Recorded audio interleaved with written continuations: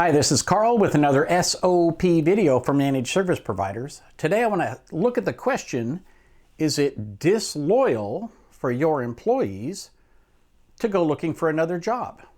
Should they be talking to other employers while they're still employed by you?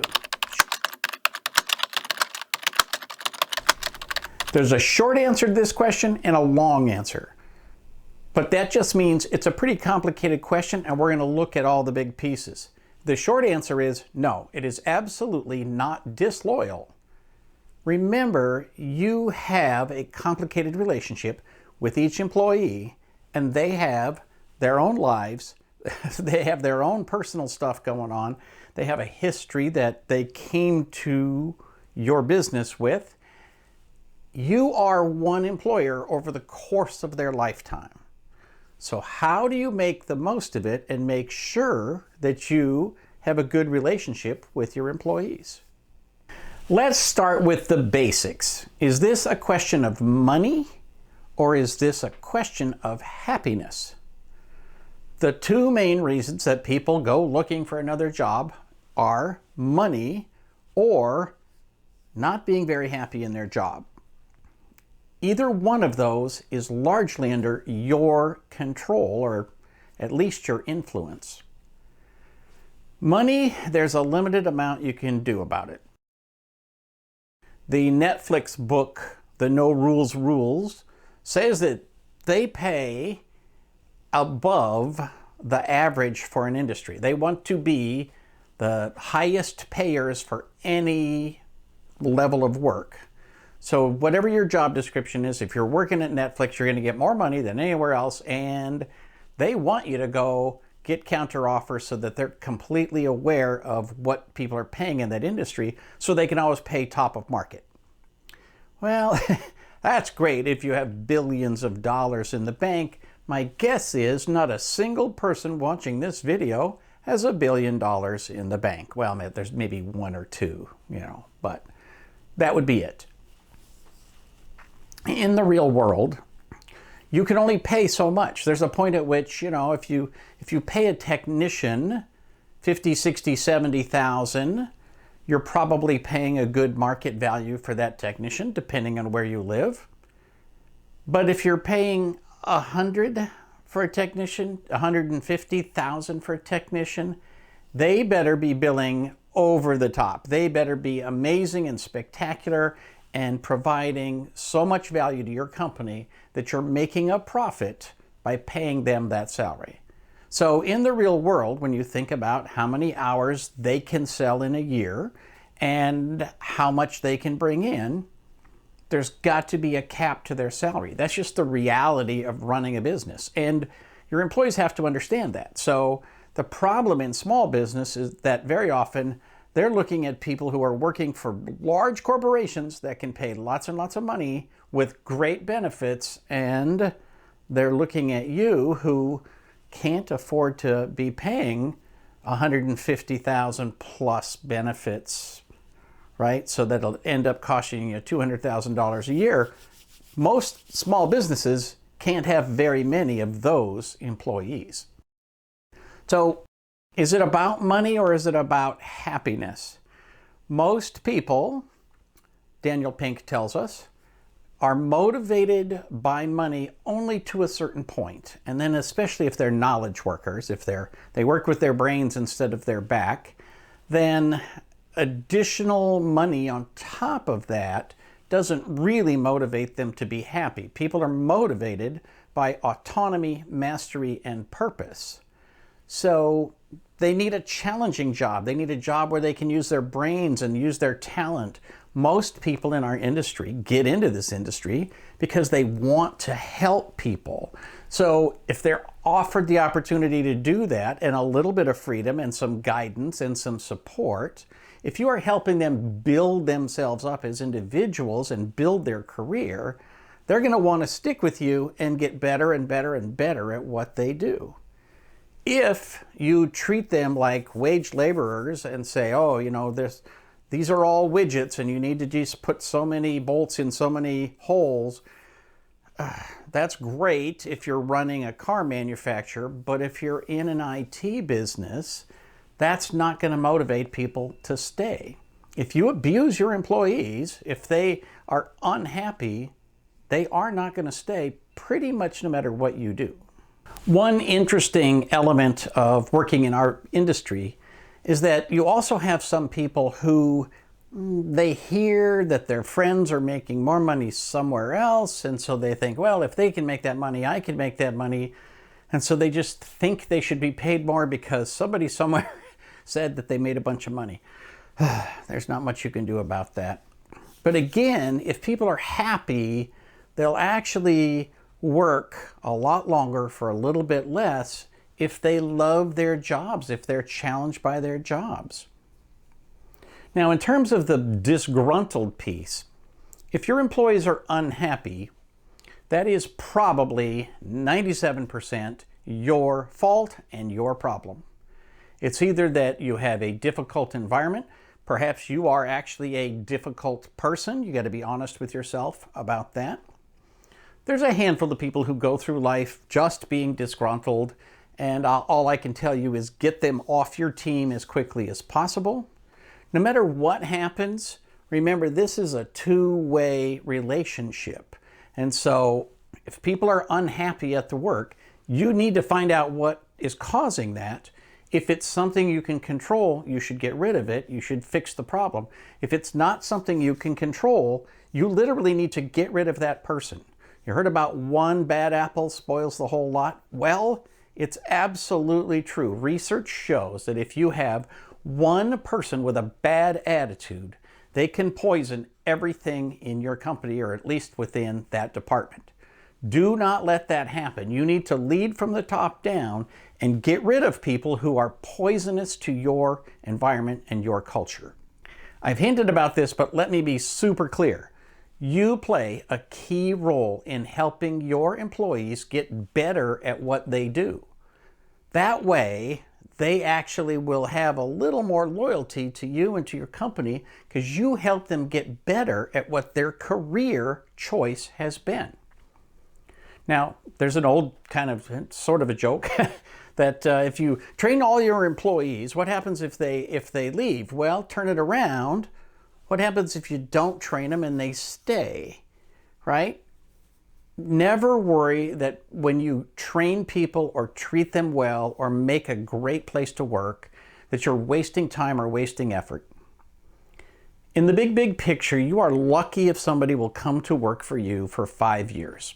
10 years today is off the charts.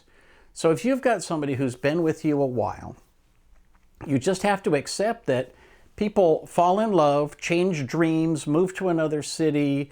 There's all kinds of reasons why people move on. And you need them to look back at their time with you and say, I loved working there. That was a great place to work. I had a great boss. They really contributed to me becoming better and more professional at what I do. They will only spread goodness to the rest of the universe about your company. And it's also good that when other people sort of ask around and say, hey, you used to work for that MSP. Can you tell me what it's like? If they have all good news, that really serves you well. So you need to be good with helping your people get better at their own jobs. People grow all the time, and rather than ignore that and say, here's a box, sit in the box, be in the box, never leave the box, and no matter how long you work for me, this is the only box you will ever be in. There's no improvement in that. People don't see that as something that will help their career. They see it as being in a box where they're trapped for as long as you will keep them or until they can escape. So take an active role in helping your people get better at what they do, and that will actually make them want to stay with you longer, especially if, their salary needs to go up a little bit over time. Think about your relationship with your clients and how that's analogous to your relationship with your employees. Clients and their service providers need to be loyal to each other. Same thing with employees and employers. They need to have loyalty for each other. You are central to both of those relationships, And it takes work and it's hard, and I'm sorry about that. But if you think about building a great company that will last a long time, it has to be built on people. If you're in a service business, people make up your company, people make up your clients and your employees. So think about how you're going to build those relationships and make it happen. Commit to it. Yes, it's going to cost a little bit of extra money, but I think in the long run, you're probably going to spend the same amount of money whether you do it consistently all the way along or in big jumps when somebody comes to you and says, hey, I got an offer from the competition, I need a raise. We go through fads in this industry where sometimes it's an employee's market and sometimes it's an employer's market. I will never forget getting resumes from people who said, hey, I passed one Microsoft exam. I know this much about the universe. I need a $70,000 salary. And this was 2005, right? But Microsoft had convinced them that if they got one certification, they could ask for any amount of money. And I just said, well, I'm sure somebody will pay that, but not me. I have to pay a reasonable wage, and I will help you become a great technician. I'll even pay for you to get even more certifications. But I'm not going to take this much skill and have you compete at a higher level. And I've had people who just were so overpaid is ridiculous. But that they were overpaid by somebody else, not by me. You have to be realistic about this, and your employees have to be realistic about it. Unfortunately, there are people who, especially today, are just shopping and shopping and shopping. And when you see that, when you look at a resume and it's a new job every 6 to 8 months, you literally should never hire those people, in my opinion. Those people will do exactly to you what they have done to somebody else. If somebody is leaving a job and you get their resume, you need to have a serious conversation. Don't ask the question, why are you leaving? And then let it go with a one-sentence answer. Dig. Tell me more. Tell me about that. Tell me what that situation was. Tell me how we will avoid that situation if you come to work for me. The reason I say to dig into it, I don't want to get into somebody's personal life, but what I do want is to only hire people who think they're going to be able to commit at least a year or two with my company. It costs money to hire people, and it costs a lot of money to keep hiring people again and again and again. I talked about the cost over time. It's way cheaper to give somebody a 3% raise every year than it is to have these huge spikes where you give somebody a bunch of money and then you keep them at no raises for a long time. Ultimately, this conversation is really about building that ongoing relationship with your employees. Again, think about with your clients, you should have quarterly business reviews. You should have roadmap meetings. You should have a never-ending conversation about their industry, their profession, where they're going, what they're doing, how technology might make their life a little bit better, right? You have that conversation forever with a client so that they don't have a need that they assume you can't help with, and then suddenly you find yourself talking about this when they've already made a decision to do something else, right? You don't want your clients to go wandering off because you were not engaged in a conversation. So if they assume that you don't do something and you don't tell them otherwise, they're just going to wander off. Well, employees need to have the same ongoing relationship. Your needs as an employer will change over time. You are not asking employees to do the same thing today as you did 5 years ago or 10 years ago. So you're going to evolve with the times. You need your employees to evolve with the times. You need them to feel like they're part of a profession in which you are helping them build their skill set. Again, that's going to help them stick with you. If they see that you are an integral part of their future success, they are going to have the loyalty that started this conversation. Now, let me give a quick note about what happens when somebody shows up and says, hey, I got an offer from the competition. your first gut reaction might be to say, you should go to the competition, have a nice day.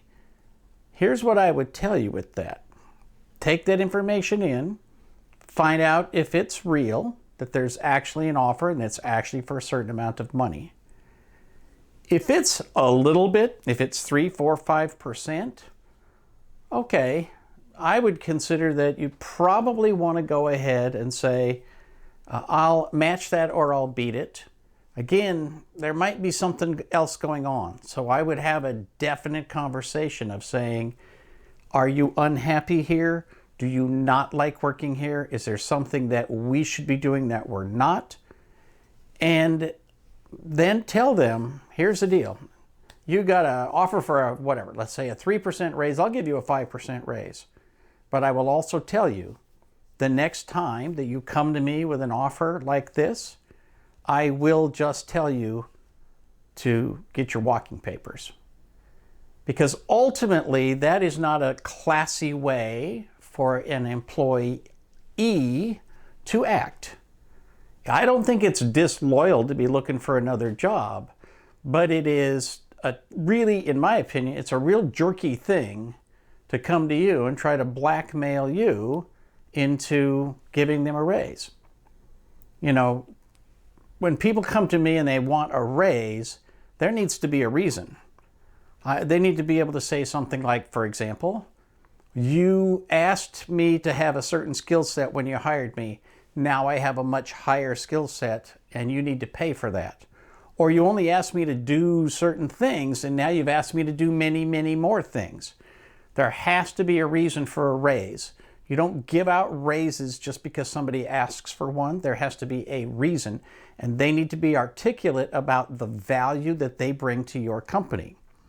It's the same thing as when a client comes to you and says, hey, can you cut that price by 10%? I hope you have never said yes to that, and I hope you never will. You don't get a price decrease of 10% just because somebody asked for it. But there are people who go through life asking for a 10% decrease on absolutely everything they buy. And the reason that they do it, it works for them 10% of the time. So they save some money in the long run.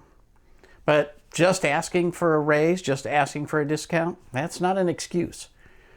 Now, if you have been not giving raises for a long time, they're probably overdue. So think about the ongoing, bigger picture relationship. When you think about loyalty, I encourage you to think about a 5-year plan. What do you need to do in the next 5 years to keep all the good employees you have, maybe weed out some that you don't want, and maybe add some who are just as good or better so that you have a better team going forward? What will you do in the next 5 years? Will you put together training programs? Will you help them to be certified? Will you send them to slightly more difficult jobs, help them, get better and better skill sets? Because remember, autonomy, mastery, and purpose is why people enjoy their jobs and thrive at their jobs. So how will you help your employees thrive? Because if your employees are happy and healthy and they love working for you, they're going to be much more productive and much more profitable for you. It's hard to be a boss, don't get me wrong. These are big, difficult questions, but I encourage you to get your arms around the bigness and the difficulty of this question and think about what you're going to do long term to build an ongoing culture where you nurture your employees and help them to be better at serving your clients. Ultimately, that's the big picture. I will also say I have had to part ways with some of the greatest employees I've ever had. I have had employees actually cry when they told me that they were leaving my company because they loved working here so much. But life goes on, people evolve, things happen. So you can't assume that you've got some employee and that relationship is never, ever going to change. So be open to it. Have these conversations with your employees so that nobody's ever blindsided. if they want to go look for a job, they should be open and say, I just want you to know I'm looking around and I'm not jumping ship. I just either am unhappy or I don't have enough money. But they should be able to have those conversations with you. It takes a long time to build up true relationships like that, but you can never have a relationship where you are the great and powerful Oz and they are the little peons down here. That's not a good way to build a relationship. Loyalty goes both ways. You need to show loyalty to them and they will show loyalty to you. So ultimately, it is not disloyal for somebody to be looking for a job, but when you look a little closer, there's something going on and you need to get to the bottom of it.